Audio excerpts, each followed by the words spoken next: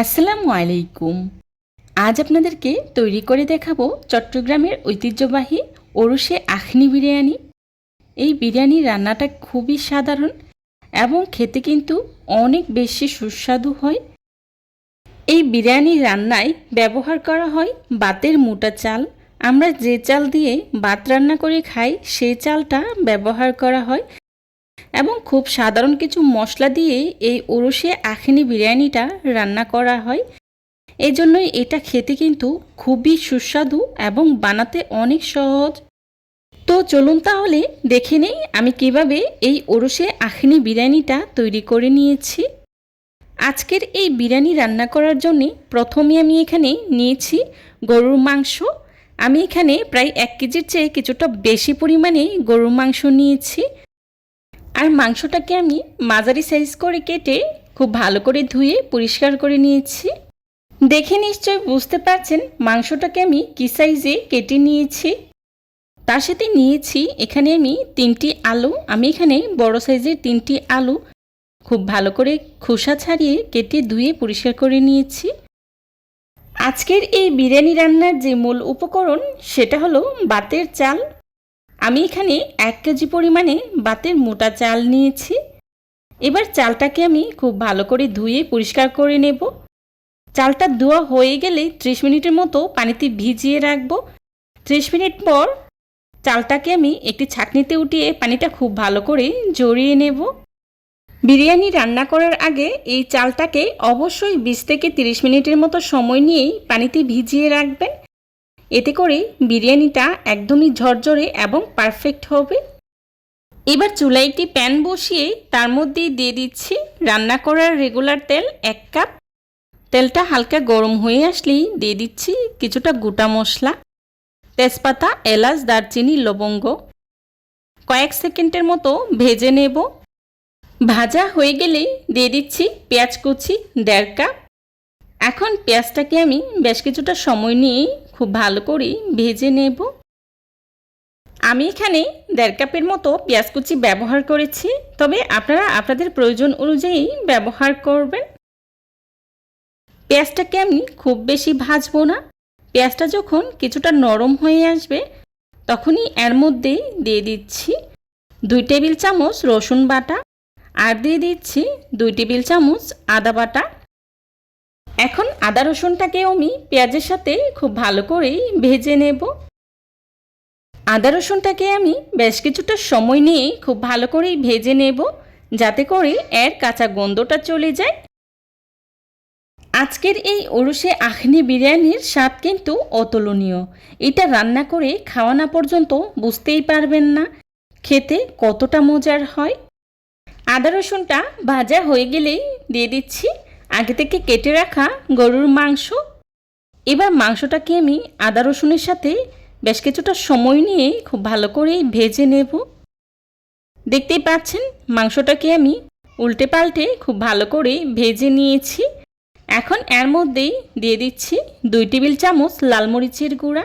মরিচের গুঁড়াটা আপনারা আপনাদের টেস্ট অনুযায়ী ব্যবহার করবেন। দিয়ে দিচ্ছি 1 টেবিল চামচ ধনিয়া গুঁড়া, 1 টেবিল চামচ জিরা গুঁড়া আর দিয়ে দিচ্ছি লবণ 2 চা চামচ। এখন সব কিছুকে একসাথে নেড়ে খুব ভালো করে মিশিয়ে নেব। মেশানো হয়ে গেলে ঢাকনা দিয়ে ঢেকে মাংসটাকে আমি খুব ভালো করে কষিয়ে নেব। আমি এখানে হলুদের গুঁড়াটা ব্যবহার করিনি, তবে আপনারা চাইলে ব্যবহার করতে পারেন। 5 মিনিট পর ঢাকনাটা উঠিয়ে খুব ভালো করে নেড়েচেড়ে দিচ্ছি। এই পর্যায়ে দিয়ে দিচ্ছি বাদাম বাটা। আমি এখানে 4 রকমের বাদাম ব্যবহার করেছি, কাজু বাদাম, কাঠবাদাম, পেস্তা বাদাম আর চীনা বাদাম। আমি খুব ভালো করে ব্লেন্ড করে ব্যবহার করেছি। আর দিয়ে দিচ্ছি টক দই 1 কাপ। দইটাকে আমি খুব ভালো করে ফাটিয়ে ব্যবহার করেছি। এখন নেড়ে খুব ভালো করে মাংসের সাথে মিশিয়ে নিচ্ছি। আমি বেশ কিছুটা সময় নিয়ে খুব ভালো করে নেড়ে মাংসের সাথে মিশিয়ে নিয়েছি। এবার ঢাকনা দিয়ে ঢেকে মাংসটাকে আমি খুব ভালো করে কষিয়ে নেব। যেহেতু আমরা এখানে বাদাম বাটা ব্যবহার করেছি তাই মাংসটাকে কিছুক্ষণ পরপর নেড়েচেড়ে দিতে হবে, না হলে প্যানে লেগে যেতে পারে। আমি প্রায় 30 থেকে 40 মিনিটের মতো সময় নিয়েই মাংসটাকে খুব ভালো করেই কষিয়ে নিয়েছি। এই পর্যায়ে দিয়ে দিচ্ছি রাঁধুনি বিরিয়ানি মশলা। আমি এখানে অর্ধেকটা পরিমাণেই ব্যবহার করেছি, বাকি অর্ধেকটা পরে ব্যবহার করব। এখন নেড়ে খুব ভালো করেই মিশিয়ে নিচ্ছি। মেশানো হয়ে গেলেই দিয়ে দিচ্ছি আগে থেকে কেটে রাখা আলু। আলুটা দিয়ে আবারও নেড়ে মাংসের সাথে খুব ভালো করেই মিশিয়ে নেব। মেশানো হয়ে গেলেই ঢাকনা দিয়ে ঢেকে আবারও কিছুক্ষণ সময় নিয়ে আলুটাকে সিদ্ধ করে নেব। আর এই বিরিয়ানিতে অবশ্যই আলুটা ব্যবহার করার চেষ্টা করবেন, এতে করে বিরিয়ানিটা খেতে খুবই ভালো লাগে। দেখতেই পাচ্ছেন ঝোলের পরিমাণটা একদমই কমে এসেছে। মাংসটাও কিন্তু পুরোপুরি সিদ্ধ হয়নি। মাংস এবং আলুটা যাতে পুরোপুরি সিদ্ধ হয়ে যায় সেই জন্যই এখানে দিয়ে দিচ্ছি 2 কাপের মতো পানি। আমি এখানে গরম পানিটা ব্যবহার করেছি, আপনারাও চেষ্টা করবেন গরম পানিটা ব্যবহার করার জন্যে। এখন নেড়ে খুব ভালো করেই মিশিয়ে নিচ্ছি। মেশানো হয়ে গেলেই দিয়ে দিচ্ছি কাঁচামরিচ 8-10টার মতো। এখন ঢাকনা দিয়ে ঢেকে মাংসটা পুরোপুরি সিদ্ধ হয়ে আসা পর্যন্ত খুব ভালো করেই জাল করে নেব। এই বিরিয়ানি রান্নার ক্ষেত্রে মাংসটাকে কিন্তু অবশ্যই খুব ভালো করেই সিদ্ধ করে নিতে হবে। আমার মাংস এবং আলুটা পুরোপুরি সিদ্ধ হয়ে গিয়েছে। দেখতে পাচ্ছেন ঝোলের পরিমাণটাও অনেকটাই কমে এসেছে। এখন আমি যেই পাত্রে বিরিয়ানি রান্না করব মাংসটাকে সেই পাত্রেই ঢেলে নিয়েছি। দেখতে পাচ্ছেন আমি একটি বড় পাত্রে ঢেলে নিয়েছি।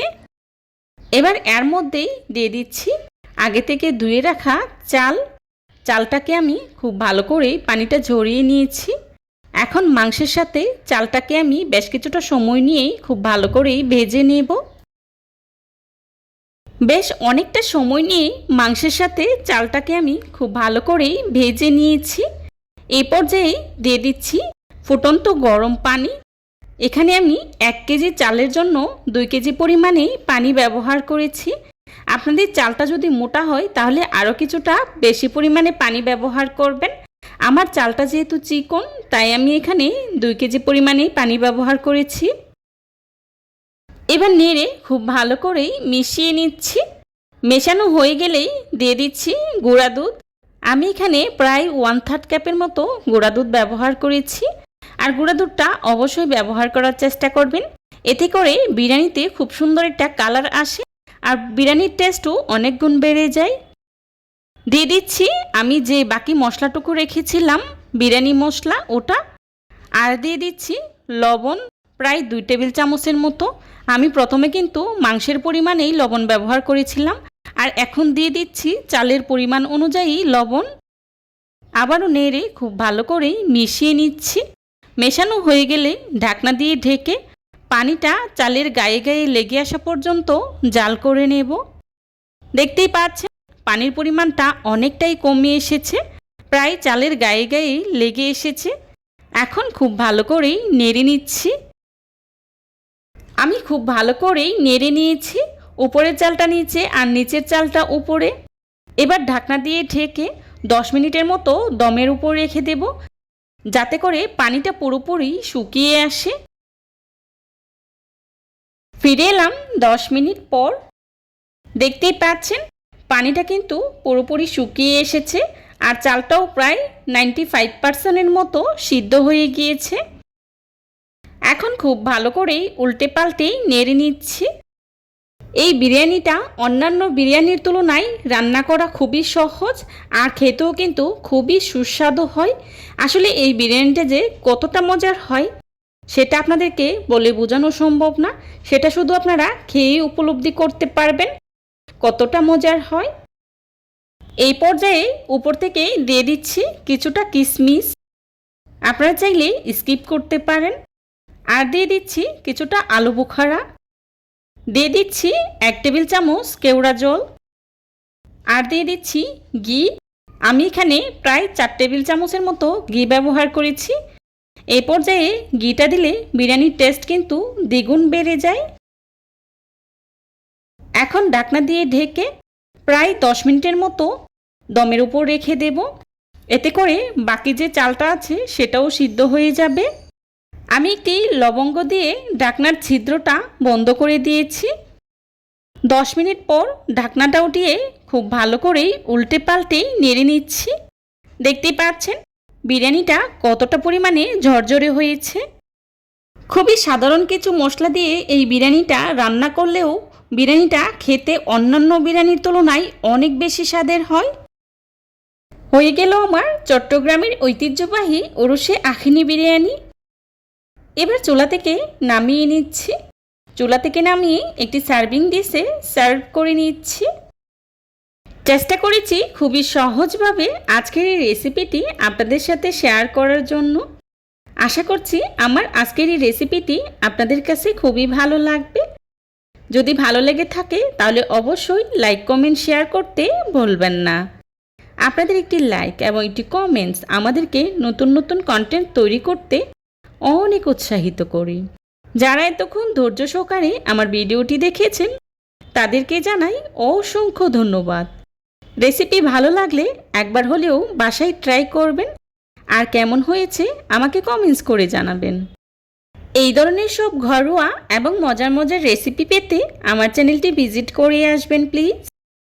আমার পরবর্তী রেসিপি দেখার আমন্ত্রণ জানিয়ে আজকের মতো এখানেই বিদায় নিচ্ছি। সবাই ভালো থাকবেন, সুস্থ থাকবেন। আল্লাহ হাফিজ। আসসালামু আলাইকুম।